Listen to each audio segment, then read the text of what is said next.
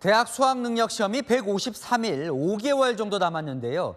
이 대통령이 교과과정대에서 수능 문제를 제출하라고 지시하면서 그럼 쉽게 낸다는 건가? 물수능 논란이 벌어지고 있습니다.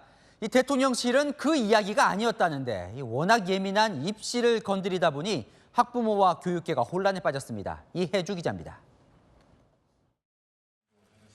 어제 대통령실의 교육개혁 추진 과정을 보고한 이주호 교육부 장관. 수능과 관련한 윤석열 대통령 지시를 전했습니다.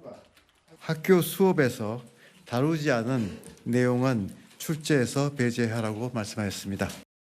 그런데 4시간 뒤 대통령실이 이 장관 발언을 수정하고 나섰습니다. 공교육 교과 과정에서 다루지 않는 부분의 문제를 수능에서 다루면 무조건 사교육에 의존하라는 것 아니냐는 언급이었던 겁니다. 대통령실은 오늘도 공정한 변별력은 모든 시험의 본질이라며 대통령이 수능 난이도를 언급한 건 아니라는 추가 설명도 내놨습니다. 현장에선 윤 대통령이 수년간 이어진 불수능 논란을 사교육비 증가 원인으로 꼽은 걸 감안할 때 사실상 쉬운 수능을 주문한 걸로 보고 있습니다.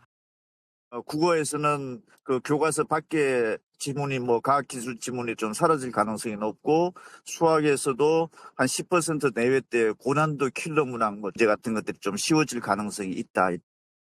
반면 대통령 발언에 대한 대통령실 해명이 잇따르면서 학생과 학부모들은 5달 앞으로 다가온 수능 난이도가 바뀌는 건지 혼란스럽다는 반응입니다.